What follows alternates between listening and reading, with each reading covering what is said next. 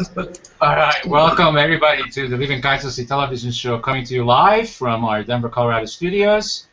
Also, we are right now streaming live on YouTube Live, as well as Hangouts and at ConsciousEvolutionMedia.com. I'm your host and moderator, Coach Steve Todt, and I'm also the founder of Conscious Evolution Media. And we are going well over 12 years and well over 15,000 shows. Thank you for joining us. Our theme today is You Are Being Called to Greatness. Will you answer the call? Let me introduce you to our guest this evening. Her name is Florence Rickards, and she's joining us from that beautiful, friendly nation up north, Canada. Welcome to the show. Thank you, Steve. Thank you for having me. Good to be here. Oh, one of our cast just disappeared. She'll come back. She'll come back. Well, that was just the three of us. That's okay. Oh, she'll come back, I'm sure. It's still enough for a party. Yeah. Also, let me introduce you to the rest of our cast. And right next to, actually, our guest, Florence, is Ninon de Verderosa, and she's joining us from a city that where the lights never go out. And in fact, we learned many shows ago that she never goes out either. And that would be Las Vegas. Well, that's my light that never goes out. I go out all the time. Let's clarify that. I go out all the time. I'm a ball. Vegas is absolutely fabulous. We had an awful lot of rain last night, so now Vegas, Jimmy. Yeah, Vegas is pure now. We're very pure. We just had a big shower and got cleansed. Awesome. Good to be here. Good to be with you, Florence. Thank you for being with us. And look who just joined us. Jamie Lerner joined us from that windy city. That would be Chicago. Welcome to the show, Jamie. Thank you. It's great to be here. Hello. And Hi. although Susie Verdi is not here, but she was here, and I'm sure she will come back because she's one of those people that she is called to greatness, and that's the theme of our show. And she will answer this call, so I know she will be back. And again, her name is Susie Verdi, and she is joining us from Rio de Janeiro. And what that place is known for is New Year's Eve. Everybody dresses up in white, completely white, and everybody walks into the ocean. And I'm hoping to do that. Sounds lovely. Yeah, you better hurry up and get there. Yeah. That's fantastic. So I love our theme this evening. You are being called to greatness. Will you answer the call? Fantastic theme. So I'm going to ask, of course, Florence. When I say this theme, what's coming to me is, how does anybody know when the call is coming in? What a great question. What about that? It's all I know how to do. It's a great question. It's an absolutely fabulous question.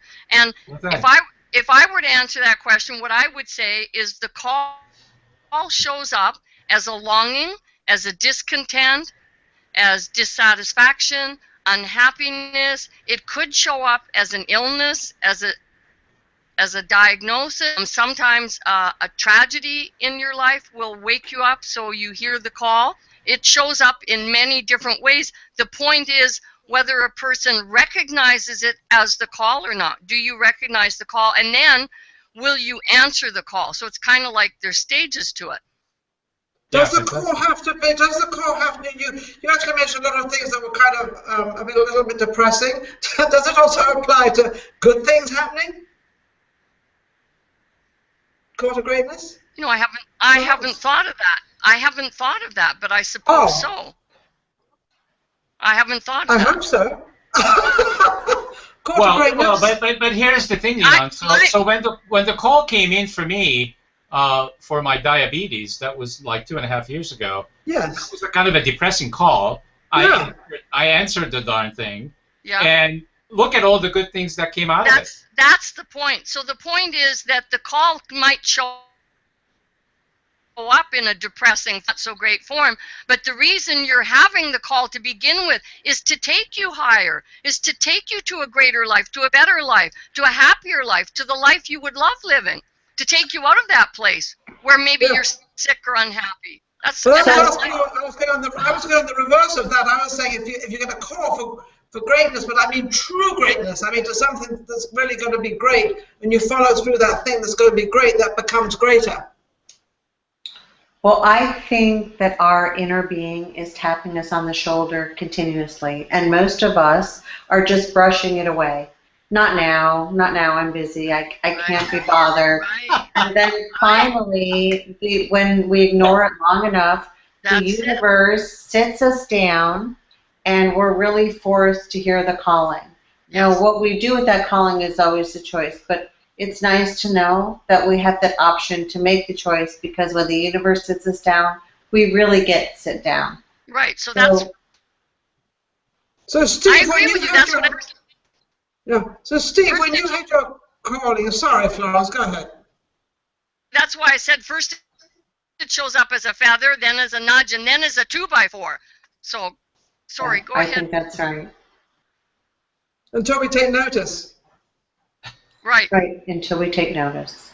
And Steve, when you had this kind of calling, or whether you knew it was a calling, or maybe because you didn't feel well and you were getting sicker and sicker, and you had to go and find out what was wrong, what was your reaction? Steve? Yeah. I heard the question. I was just pausing for a second to remember what my reaction was. Well, at first, it was disbelief. It was like, oh, this can't be happening to me. Look at what I do for a living, and look at who I am and the journey I've been on. This cannot be happening to me. You gotta be kidding me.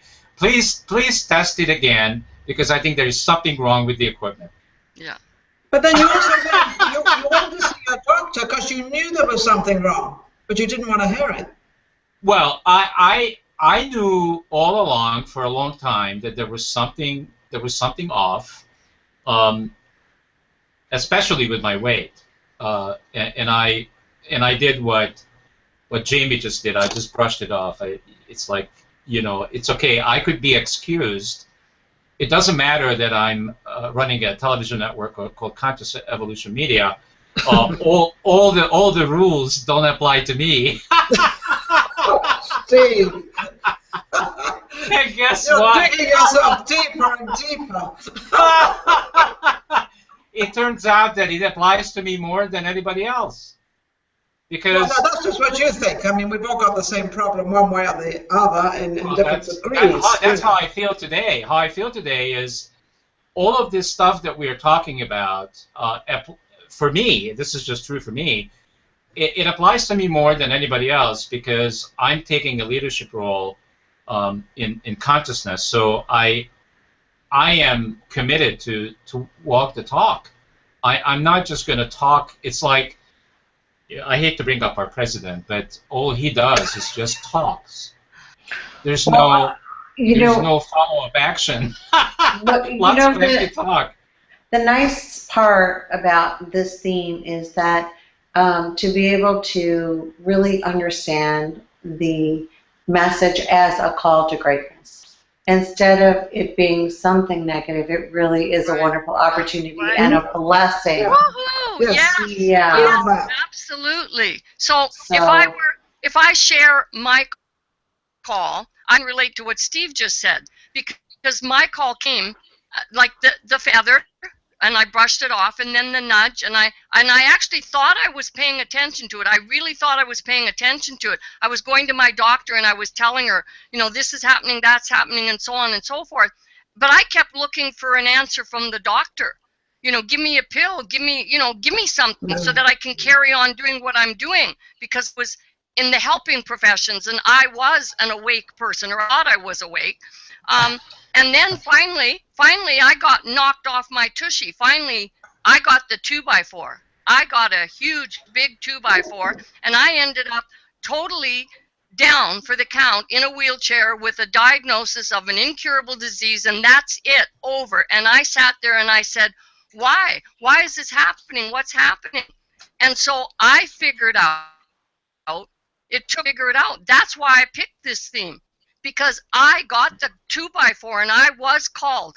and I didn't know what was happening to me or why it was happening. It took me a while to figure it out. And so now this is what I do. This is my passion and purpose. I help other people recognize that it's not bad. Like, I thought it was awful what was happening to me. I didn't see it for what it really was. It took me a while. It really was something good. It was an opportunity, and it kept coming to me and saying, come on, Florence, come on, hear the call. Come on, hear the call. Step up to bat. Step up to the plate. Come on. Florence, do you think that a majority of people, they realize there's something wrong and they know there's something going on, but they are afraid to go to have either it diagnosed or to even admit it to yourself? Do you think a majority of people just don't want to know the answer because they're so afraid of what the answer might be? Such a great question, because every single person that contacts me knows there's something wrong. Every single person I have a session with knows. They know something's up, something wrong. But we've been programmed, just like I was programmed. We've got this, it's like the computer. You've got this old operating system going on that's there from childhood. I mean, think about it. How many times from the time a baby's born does it hear no? No, don't do this. No, don't touch that. No, you can't do that. Mm-hmm. You know? Mm-hmm. By the time you're an adult, you've got all these voices in your head telling you you'll fail. You'll fall flat on your face. They'll laugh at you. You'll look like an idiot. You can't do that. Who do you think you are? Who do you think you are? What makes you think you can do that? I absolutely adore you. Florence, I absolutely adore you. Why? Because of your energy and because you make my skin crawl. That's why. But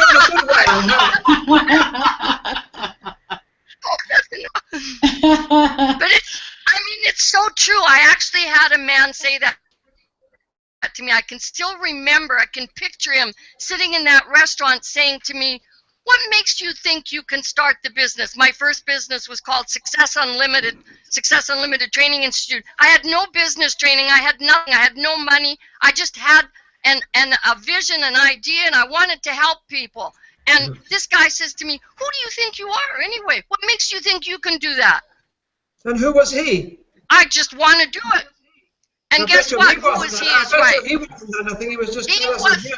That's right. He was not answering the call. I don't think he ever answered the call. So Benjamin Franklin said most people die at 25. They just aren't buried till 75. So many people are walking around. They're the walking dead. They aren't really living life. They aren't living the life they're meant to live. Come on, wake up, smell the coffee. So what we really need to do is to listen to other people and not, when somebody says something to you, you don't have to criticize it, but just to kind of listen to it and understand it and see if it pertains to you or not, so that you can get onto your inner side, because that's all you really have is your inner side. Your inner self is what makes you move around and go around and be sick or not sick or well or have all these ambitions or whatever you want to do. This is all we have, nothing else. So if we wait for, something to happen, unless we make it happen, it's not going to happen.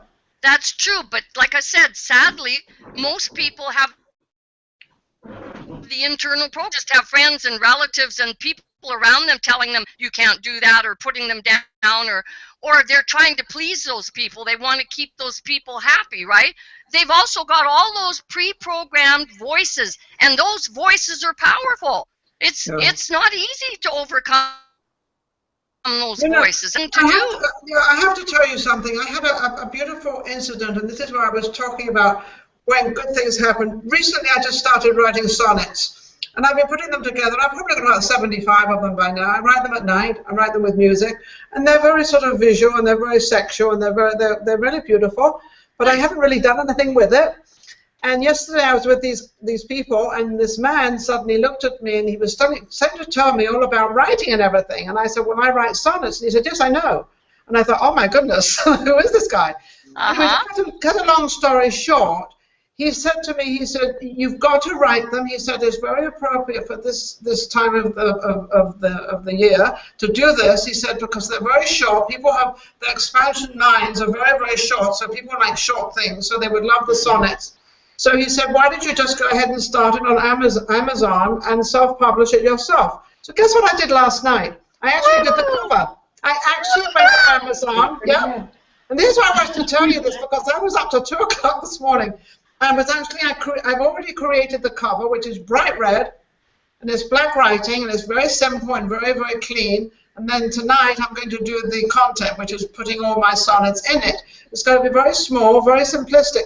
But because of this man, and because I kind of listened to him, he kind of jerked my mind. He kind of got me going, and I thought, wait a second, this is a message to me, and I'm going to listen to it. So it can be very powerful. Well, you're absolutely right, though. But that even to me just amplifies what we're talking about, because you are answering the call. You were already answering the call. Creativity. That's your higher self. That's your best self. And you're writing. I don't know. I don't know about the higher self. It was very late at night. Well, that's what but you live in Las Vegas, and that's completely normal, you know. Absolutely. So it didn't matter. I was up till 7:30 this morning, Ninon. I was up till 7:30 this morning because I was doing what I'm called to do. When I get into my passion, when I'm doing what I love, which is the call, I don't want to sleep. I'm writing, I'm creating. See, that was like me. you. I'm in the midst. I so think I just that's wanted to bring up that you can have a call. Yeah, but what I wanted to bring up, I was trying to bring up a call that was very dear to my heart and very beautiful. And it's not a tragedy, it's not a sickness, it's nothing. But it was just something that sort of, you know, I had not put on the back burner because I've been doing it, but I hadn't really realized that I could actually, you know, go to Amazon and he explained the whole thing to me. And it sounded so simple, so I thought, well, let me test this out. And you're right, because now this has put me into a completely another place, and I can't wait to get the show finished. Not really, Steve, sorry about that.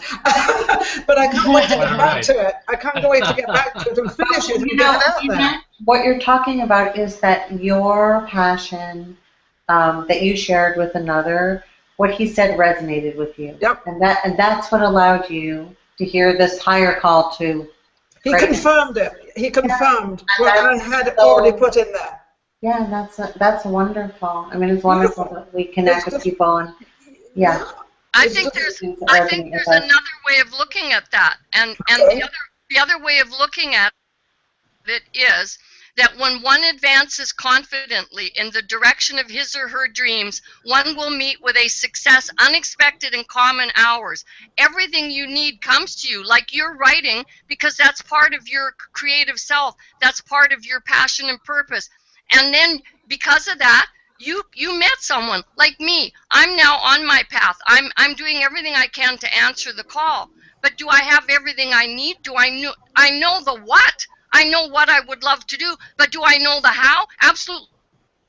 Practice, try anyway. But try anyway. I came up with this idea, thanks to Steve, about creating a free online series about the call to greatness and creating a life you would love.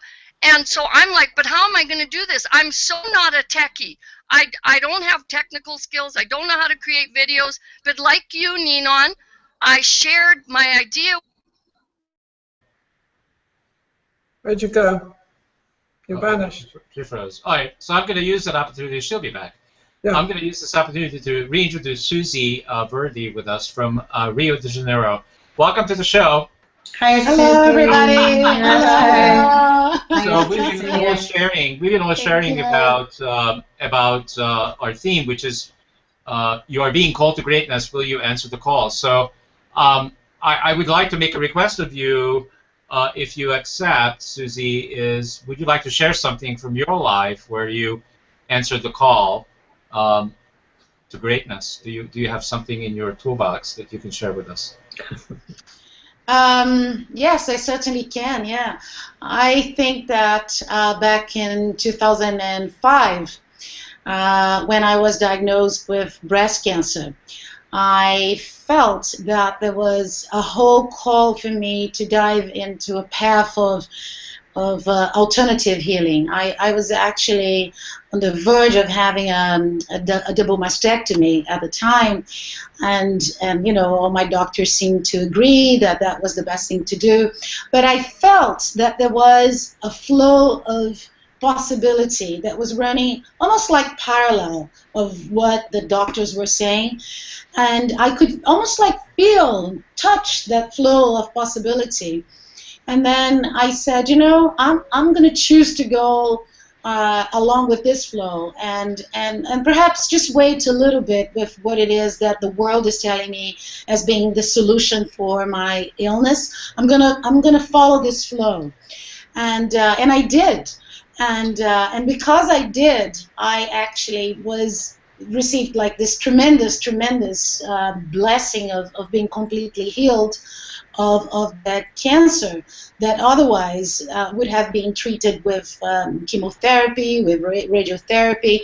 And that was, for me, back in 2005, one of the most meaningful examples of how it is that sometimes you actually have to make this stretch and go towards what it is that you feel as being the flow. So there's like this element of choice, and it was quite courageous at the time. I must admit, like looking back in hindsight, I feel like, wow, how could I do it? You know, how did I feel like I could have chosen something so different than what my doctors were telling me at.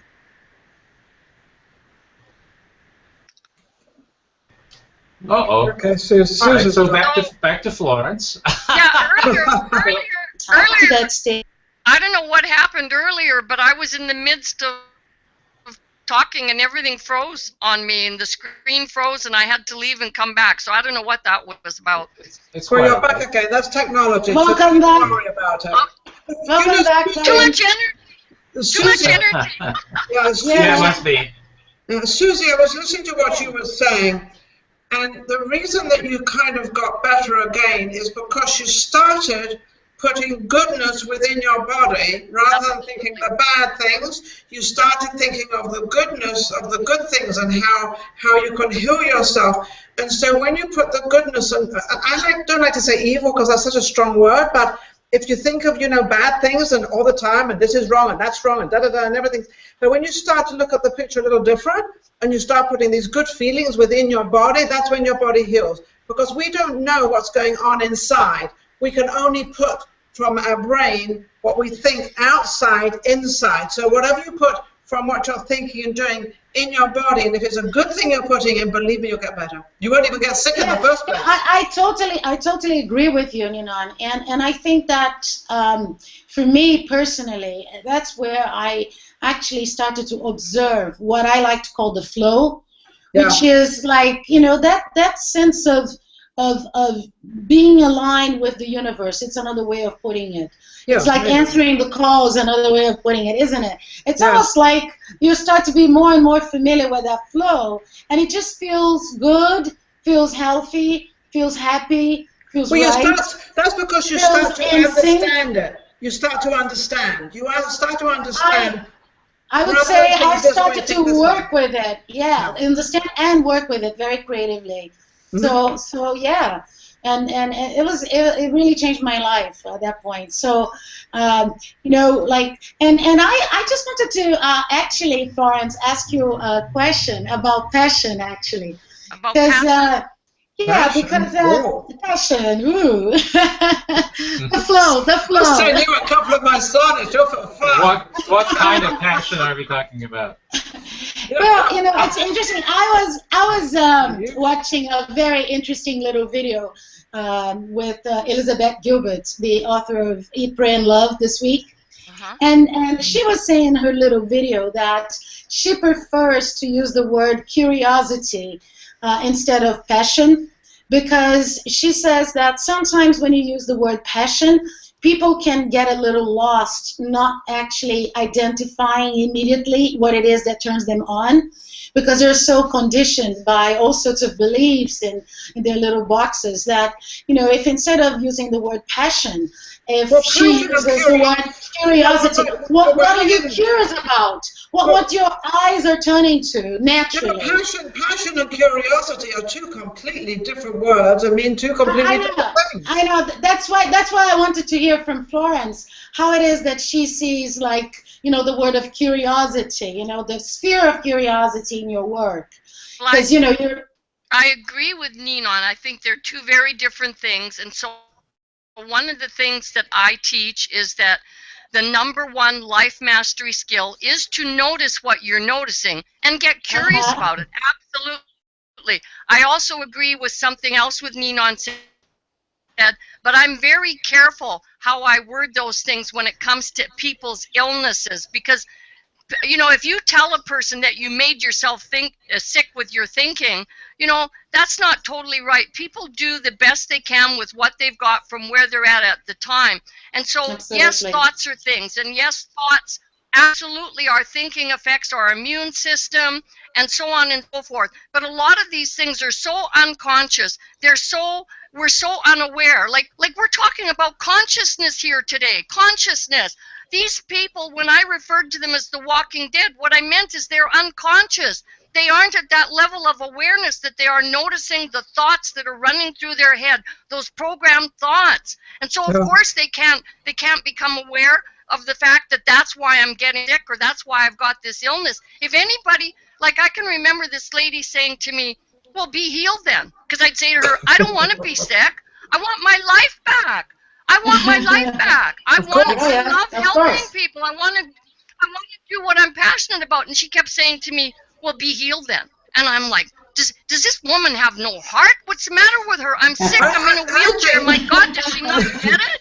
Come on. I think a lot of people are totally oblivious as to what is really going on. And I really don't blame people for a lot of things they do and how they do them, because I look at them and I don't think they really truly understand or even know that there is a kind of another world out there that they could kind of be in, and it would be really nice. I have a girlfriend, and she's always thinking of the negative side of life and the negative things. And this woman is so sick. She bent over. This woman is really, really sick. I know why she's sick, because I know how she thinks.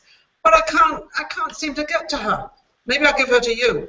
Well, I think that it's important that people have a choice, and if we can allow them to believe that there's some choice, even if they choose not to choose, that's a choice too. But to have the power of choice is really something that we hopefully can extend to people as a concept that they can wrap their mind around. And most people don't really want choice.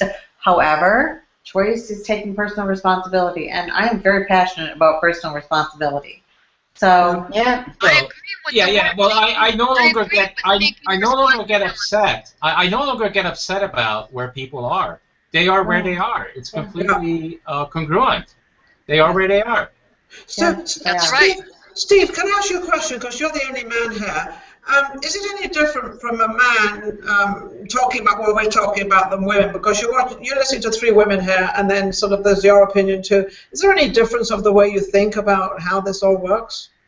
Well, most of the time I have 3 or 4 women in here, because a lot of the men so are lucky. chicken being like this, because he just likes to be surrounded by. No, that's not women. It. That's all. This is the way it happens. This is just the way. This is just the way it's occurring, and I see it. I see it in corporate America too. I see this all over the world, actually. So your question was about how do I feel about this subject? The difference between how a man deals with this and how a woman deals with it. If you listen to the 3 of us, and I want to find out if it's the same as how we think as men would think, which is you. Well, I have a surprise for you. I think about it in a very similar way as you are all thinking about it. Oh, okay. Because what's interesting is what attracts the people to the network is the conversation of consciousness and the conversation of their truth about consciousness. And so we meet on these shows, and we are very similar in a lot of things, and in some things we are different. That's right. So guess what? All this similarity is what brings us together. It's why we're here. Yeah. You know, and also our differences.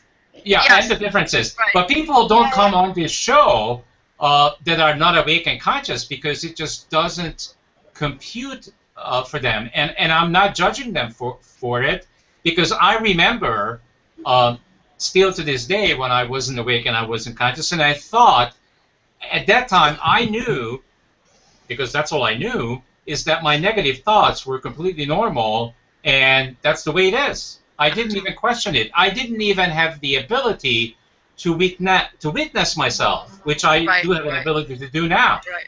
So yes, but what you've done, Steve, is you've listened to a lot of people, and you've listened to a lot of things, and you've taken it all in. But at least you were open to listen to it all, and then you suddenly decided to compare those with what you were thinking, what you were doing, and maybe the things you were thinking was going the wrong way, and maybe I should try it this way. But you were open to do that. Yeah. Can I say something? I can tell you that I have noticed a difference between the way men take personal responsibility and the way women do. And there is a difference. Men are not as emotional. And therefore, in some ways, it becomes easier for them to take responsibility. Women have layers and layers and layers of emotional. And sometimes it becomes difficult because women tend to fight for their limitations more than men do. I don't want to say all women and all men. However, it is a little easier for men to buy into this concept of stepping into personal power and taking responsibility. And I have found professionally and personally it's a little more difficult for women to buy into it. Personal power, I agree 100% with what you're saying. Personal power, yes, it's easier for them to step into the personal power. But I'd say most of my clients, not all, but maybe 70 of my clients are female. Very, very few men step into the consciousness zone. Men are into the, well, what's wrong, let's fix it, right? But I want to get back to what Susie asked me earlier, because I don't think I answered your question, Susie. Did I? Yeah. About the passion? Yeah, no, actually, I was actually wanting to bring up the element of curiosity as the stepping stone to passion. So from what it is that you said, I actually heard you agreeing with me. Yes. Because you said that you really try to always get your clients to think, to become conscious of what they were curious about. Right. Curious about their world, right? Right. Noticing, being the witness where their gaze was going, where their energy was being directed to. Right, and it's kind of like the stepping stone. What Steve said. Steve said earlier about, not being aware. So that the number one life mastery skill is first noticing what you're noticing, not judging it, not criticizing it, not beating yourself up for it. Just notice it, get curious about it, and then be open. Like Ninon said, be open to the possibility that there's something more seeking to reveal itself through you right now. That's what's happening. And if you so I gotta put something in. I gotta put something in. Oh, this is so important. Come on, Steve. Come on, Steve. So what I became aware I'm in trouble. What I became aware of is that most of the things that I knew that I thought was correct are not correct at all. And how did you find that out? How did you find that out, Steve? I found that out just by being around so before I started the network, I saw everything. This is more than 12 years ago.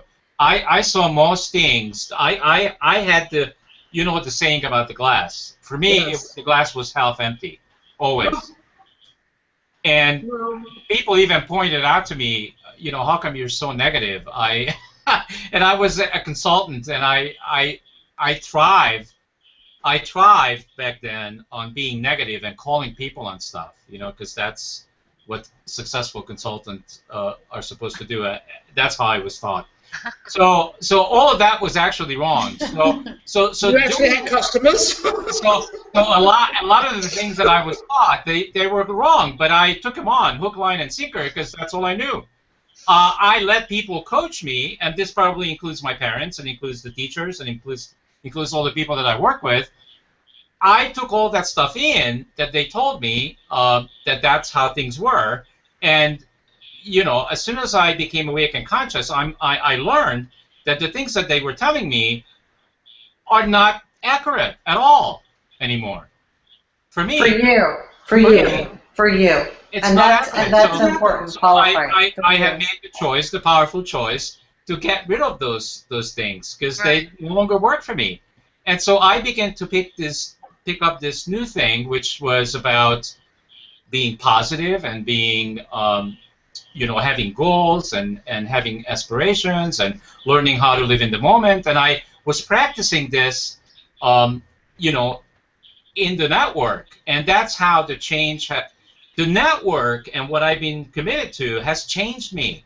Does that make sense? Absolutely. Oh yeah, absolutely. It changed me. So I was really curious before you even asked that question, because we have this word in the theme tonight, greatness, and I'm curious about what are the basic ingredients of greatness? Well, good question. Good question. How you feel yourself. So my answer to that is, like when you were talking just now, you were helping me to remember, when did I first become aware? I can actually go back to the day, it was 1979, and I was in the shower one day, because everybody gets creative and in touch with their spirit self or their their creative self in different ways. For me, it's usually in the shower with the running water. So there I am. All of a sudden, I became aware. You take a shower a lot. That's wonderful. I became aware of the thoughts that were running in my head for the very first time. This other self said, "Where did those thoughts come from? That's not me. I'm not those things." And who's talking? All these. Guess what? Guess what? Those were my mother's and father's words, and all the voices of all the people that had said things to me over the years. Those were the voices in my head. And that was when I started to question those voices and those thoughts and say, no, I reject that. No, that's not me. I'm this. No, this is who I am. And that started me on the path of consciousness and awareness. Like, I believe there are different levels of levels of consciousness, different levels of greatness. That's my answer to that question. So you became aware of yourself, and you kind of liked it. Pardon me? I think greatness is best self, and how we show up and step into our best selves. And I think that is a moment-by-moment choice. And we all can do that, clearly, if we're, tuned in and allow ourselves to be guided from within. And I think when that also happens, it kind of flows through us. As Susie would say, you're in that flow. So it's effortless. It's just kind of like we're just riding the wave. And it feels great. I would continue on what Jamie said, and that sense of the flow. It's interesting because, as a matter of fact, there's no correct. I think, did you say correct, Steve, or perfect? You used one word that sounded to me like a very definite, qualifying word. And what seems to me is that we're evolving at each moment all the time. So in a way, we're the best expression of ourselves at each moment, because we are the latest expression of the development of our consciousness in every moment. So carrying yes, I agree with that, Susie. But it depends on the choices we make. So it's all relative in a way. And where we make those choices from, it depends completely on that. Yeah. To thine own self be true. Yeah. Be truthful to yourself. If you're truthful to yourself. Yeah. I mean, look, I just, you know about the thing that just happened in the school, right? Nine kids are dead. Of course. So I don't need an explanation. The media just comes at it like this, you know. We still don't have an explanation for why he did what he did. I don't need an explanation. I already know. The only people that are capable to do something like that are the people that are not awake and not conscious. Well, or people who are out of alignment with themselves. So what that means to me, yes, it's out of alignment, but what Yes. it means to me is you're disconnected. Yes, totally Not disconnected. You're not connected to the source, because if you were, you couldn't do it. Well, and those particular people, though, they are in their minds connected to some source because they are feeling that they are being told to do this by somebody or some entity or some source, whether it's religious or it's delusional or mental illness, but they are receiving information from some other source in their mind and being directed toward taking those actions. Now, that is not a justification, but if you talk to those people, they are very clear in their intention and very conscious about what they're doing. And they don't see anything wrong in it either. They think that's what they should be doing, and that's what they're being told to do, and that's what they're going to carry out regardless. So there is consciousness there. It's just not something that we can conceive of as being, I mean, it's just not even something we can wrap our minds around and have any kind of understanding about. So we call it evil, we call it bad, we judge it, we hate it, all of that. But there is consciousness there. And very clear, directed action. And can I tell you something? That's what's so horrifying about it. Because there's too many. It is so clear. It's not random. It's premeditated. It's planned. It's well thought out. It's well executed. That is the problem. Oh, Jamie, you're so right, because that definitely is the problem. It's planned over months and years. Well, that's, I think, is what's so disturbing about it to us. But there is consciousness. So I would like to throw a question to the group, and I was thinking here about the world we live in terms of on a bigger scale, and when we talk about out of alignment and perhaps a state of lack of passion, do you think that being in passion with something is something that is something that most people are looking for as a way out of a world that seems to be meaningless to the vast majority of the human beings in the world these days? So in other words, as we go through a collective crisis, the idea of connecting to passion is something that it could sound like tremendously appealing to people because they need to connect to that source of power and creativity. I rarely use the term passion without having the word purpose. It's passion and purpose. So it's linking passion with your purpose in life. I believe that every single person on the face of this earth is here for a purpose. So it's not just fulfilling your passions or what you're passionate about. It's passionate about aligning it with your soul's calling, your purpose in life. And the passion is fuel to create that life on purpose, the purposeful life. That's wait, Florence, and let me say this. Every single one of these people that have committed these horrific acts have been extremely passionate about they're not living their life's purpose. In their mind, though, they are maybe they could. Purpose. Yes, they are. And you know what? That's the problem. These people feel as righteous about what they're doing as you do about what you're doing in your work. Well, they might feel righteous about it, but I don't think that's why they were put on this earth. Well, it doesn't matter what you think. It's what they think. And so so some people, I know you are, but some people don't even think that you were put on this earth for what you're doing and you're passionate about. Fine. And that's I'm just saying. I personally don't think people really realize. But when we talk about passion and purpose, we have to be careful because one passion and purpose is not necessarily better or greater than another. It is such a personal, individualized thing that comes to each person whether they're in alignment, out of alignment. Right, but I didn't judge the people that committed those acts. You did. I don't sit in judgment I know. on it. No, I don't mean you. I don't mean you. I mean just in general. When we're speaking generally about passion and purpose, we have to include everybody. It's still their passion and in their mind their purpose. I don't think people truly understand the word passion.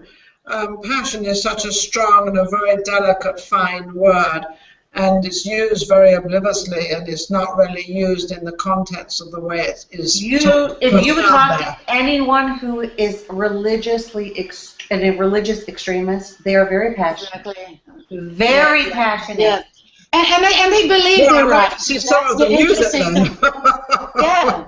And it gets totally legitimate. Yes. And it gets very easy to get swept up into all of that propaganda. Wait a minute. If you would listen to I don't understand where this conversation is going at all, because based on what I'm hearing, we can also call Hitler very passionate, and he killed 6 million Jews. Yes, he did. And yes, he was. But wait a minute. There is such a thing as values, and there is such a thing as you know, we don't kill another human being, you know, just because we don't have anything better to do, or just because we want to take this religion. No. But that's not. I don't think Jamie meant that. That's not what I meant. I certainly no. And I think what we perhaps are saying here is what is behind action, what is behind purpose, can vary according to the level of consciousness of whoever is the agent, and that could be to elevate and inspire and create, or decimate. To be the other way. It's like we are in a universe that we have the polarities all the time. So perhaps, obviously, we all agree that Hitler did not do anything of greatness, of course. But he was passionate according to where his beliefs were. Let's get back to Florence. Florence, since you're the guest and we're talking a lot about what you do, how would you like to interpret the word passion out there so that our audience understand what we are all talking about and how we all feel about it? First of all, I have to say that I'm absolutely blown away that the topic, your call to greatness, and creating a life you love, would even conjure up Hitler and shootings and killings, because that's not even in my realm of thinking. That's what I figured. When I work with people, it's about peak experiences, times in their life that they recall, that helps them to identify their passion and purpose in life, to live a good life, a happy life, a moral life. I mean, not this, I can hardly believe where this conversation went. It surprised me. So we're coming back to it. Come on, Florence. Deep values. I help people identify their values. And it's all about people, like a lot of the things that were mentioned, being at choice, making decisions, noticing what you're noticing, paying attention to your longings and your discontents. I believe you're here for a mighty purpose, a great purpose. Everybody is here for a reason. The enemy of great is good. And so many people are walking around just settling for what they think they can have in life and not really going after what they would truly love. They make their heart sing. Wow, I love what you just said. I hope a lot of people are listening for that, because there's a lot more within you than you think there is. And the only way you're going to find out is by testing the waters. Go ahead and just do it. Try it. And even if you don't win and you lose, you don't really lose, because you've at least learned something that that's not what I want to do, so let's try something else. But keep trying, because that's all we've got is the time. When we're born, and we come in with one breath and we leave with one breath. It's what we do in between.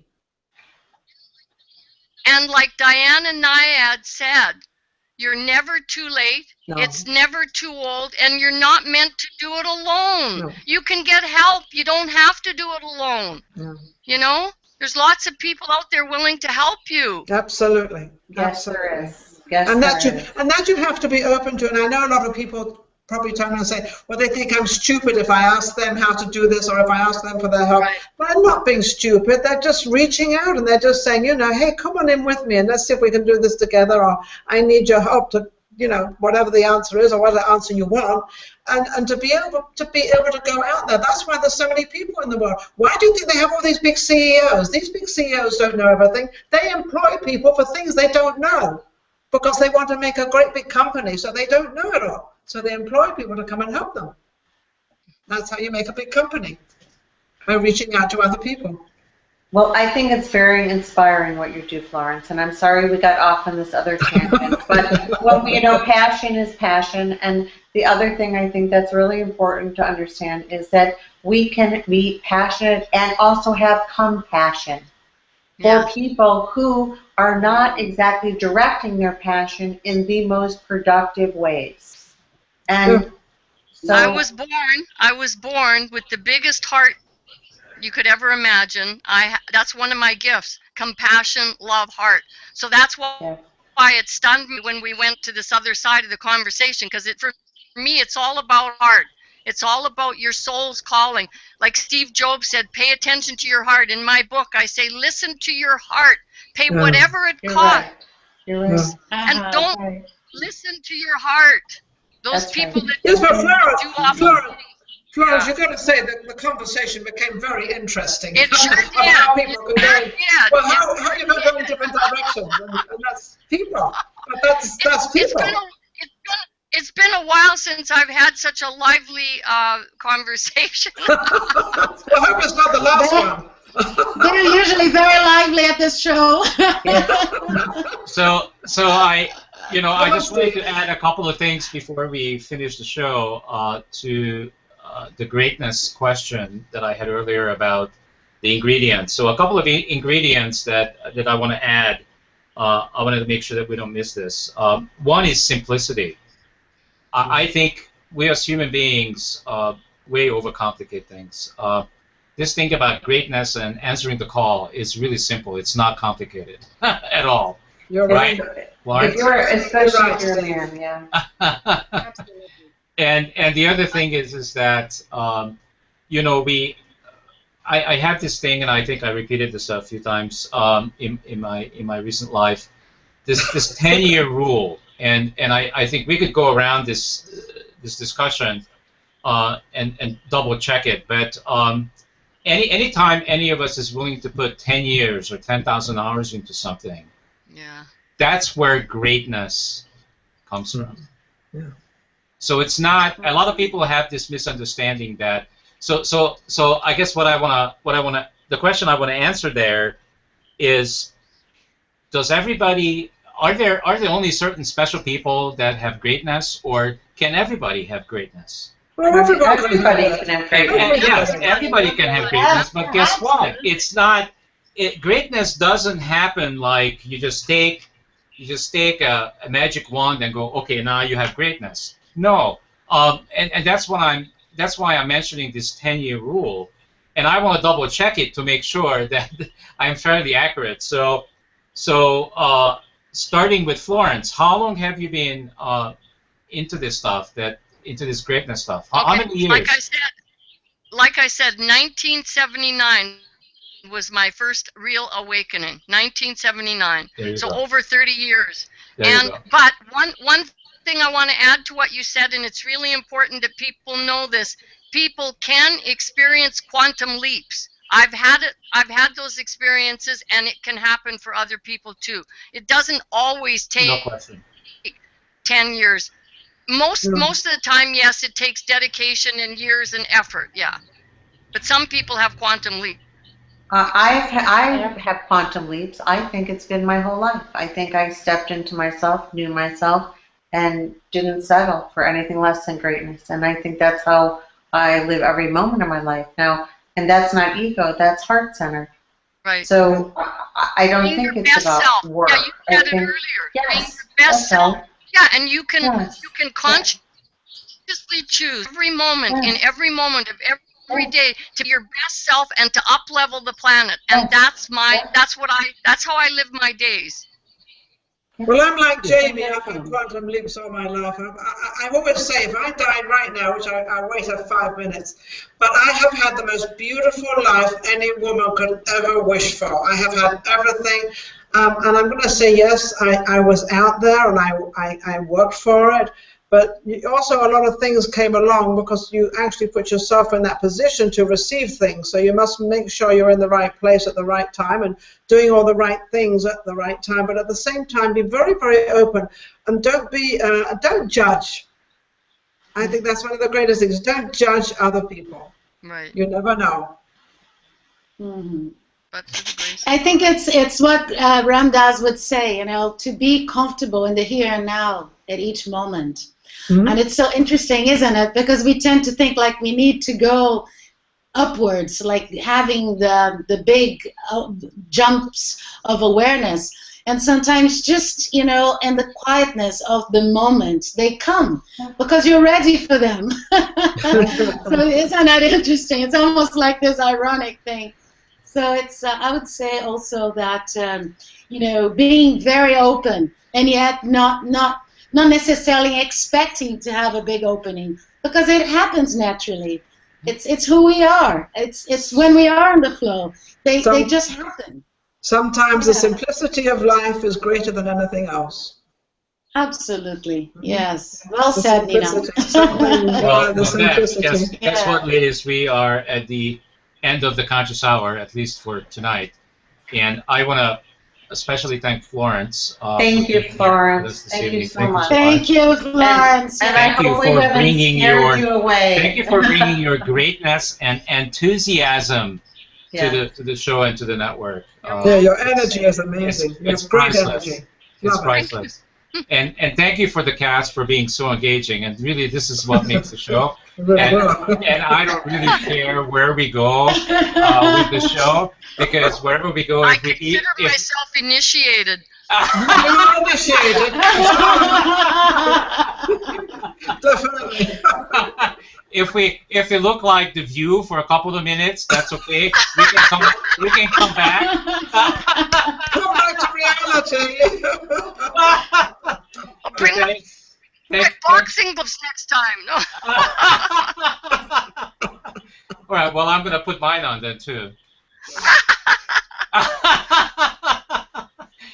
And so for everybody else out there, if everybody that was viewing this not live, or you're going to be viewing it later on as a replay, if you love the show, please go to ConsciousEvolutionMedia.com and go to our YouTube channel and keep watching these shows, because the more you watch them, the more they get up to the top 10 list.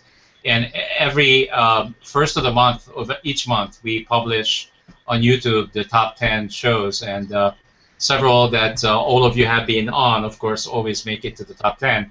So that's really fantastic, and if we make it, we have the potential to go to public television. So thank you so much for being with us. Keep tuning in. Thank you for having me. Thank you so much.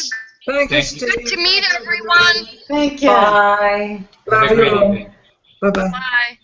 Thank you. Good night. Good night. Bonne nuit. Good night. Jim. Bonne nuit. Good night, Mary Ellen.